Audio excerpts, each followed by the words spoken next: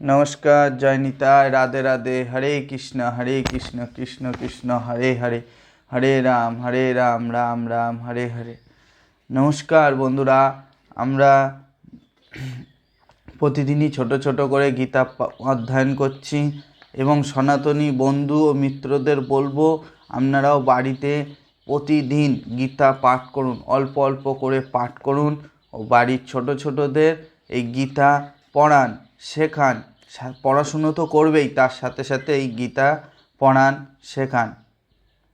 গীতা এমন একটা জিনিস, গীতা পড়লে সংসারে সুখ শান্তিতে ভরে যায়।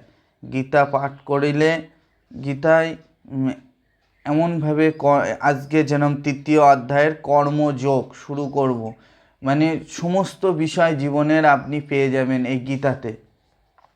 গীতা খুবই সুন্দর জিনিস, গীতা আপনারা সকলে পাঠ করুন।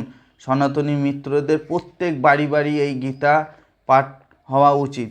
আর এই যে আমি গীতা পাঠ করছি আর ভিডিও করে করে আপনাদের সম্মুখে ছাড়ছি, এর একটাই উদ্দেশ্য আমার ভিডিও করার, যে সকল সনাতনীরা আস্তে আস্তে জেগে উঠুক। আর নয়, এবার জেগে উঠুন সনাতনীরা এবং বাড়িতে গীতা পাঠ করুন। নমস্কার, শুরু করছি আজকে তৃতীয় অধ্যায়ের কর্মযোগ। জয়সি চেত কর্মে ন আস্তে মাতা বুদ্ধি জনার্দন তৎকিং কর্মণি ঘরে মাং নিয়োজসি কেশব ব্যামি সেন বাক্যন বুদ্ধিং মোহেয় শিবমে তদেকং বৎ নিশ্চিত যেন শ্রেহ হহ মা পণ্যম। অর্জুন বলিলেন, হে জনার্দন, হে কেশব, যদি তুমি জ্ঞানকে কর্ম হইতে শ্রেষ্ঠ বলো, তবে কেন তুমি আমাকে আত্মীয় পদে নিয়োগ করিতেছ? কখনো কর্মের, কখনো বা জ্ঞানের প্রশংসা করিয়া তুমি যেন আমার বুদ্ধিকে মোহগ্রস্ত করিতেছ। অতএব কর্ম ও জ্ঞানের মধ্যে কোনটি শ্রেয় আমাকে ঠিক করিয়া বলো। শ্লোক নম্বর 2। তখন ভগবান শ্রীকৃষ্ণ বলিলেন, হে নিষ্পাপ অর্জুন, পূর্বে তোমায় আমি বলিয়াছি যে এই দুই প্রকারের নিষ্ঠা আছে, জ্ঞানীর পক্ষে জ্ঞানযোগ আর কর্মীর পক্ষে কর্মযোগ। কর্ম না করিলে জ্ঞান হয় না, আবার কেবলমাত্র কর্ম ত্যাগ করিলেই চিত্ত শুদ্ধি ও বিবেক জ্ঞান না হইলে নিষ্কর্ম লক্ষণ সিদ্ধি লাভ হয় না। কোনো লোকই ক্ষণমাত্র কর্ম না করিয়া থাকিতে পারে না। সকলেই প্রকৃতির গুণের দ্বারা বশীভূত হয়ে কর্ম করে। ভগবান বলছে যে এই পৃথিবীতে যত মানুষ প্রাণী আছে, কেউ কর্ম না করে থাকতে পারে না। কিছু না কিছু কর্ম তাদের আছে এবং তারা করে চলেছে। যে ব্যক্তি কর্ম ইন্দ্রিয় সকলকে বাইরে সংযত করিয়া ইন্দ্রিয়ের বিষয়গুলি মনে মনে চিন্তা করে, তাহাকে মিথ্যাচারী বলা হয়।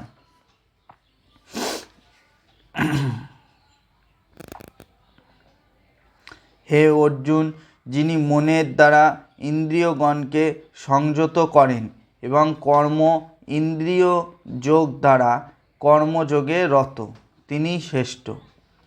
তুমি নিয়মিত কর্ম করিতে থাকো, কেননা অকর্ম হইতে কর্মশ্রেষ্ঠ, মানে অকাজের থেকে কাজ করা শ্রেষ্ঠ। ভগবান এটাই বলছে।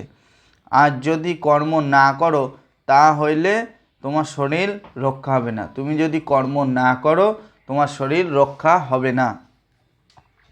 ঈশ্বরের প্রীতির জন্য কর্ম ব্যতীত অন্য কোনো কর্ম বন্ধন সৃষ্টি করে। অতএব হে অর্জুন, তুমি আসক্তি ত্যাগ করিয়া ঈশ্বরের প্রীতির জন্যে কর্ম করে যাও। ব্রহ্মা সৃষ্টির প্রথমেই যজ্ঞসহ মানুষ সৃষ্টি করিয়া বলেন, এই যজ্ঞ করিয়া তোমাদের দিন দিন উন্নতি ও ইষ্ট হোক।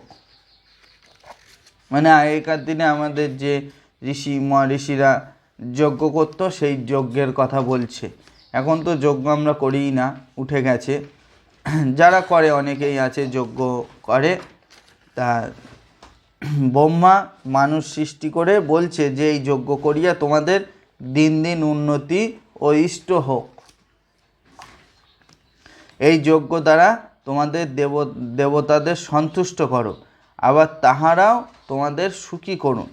এইভাবে একে অন্যের উপকার করিলে উভয়ের মঙ্গল সাধিত হইবে।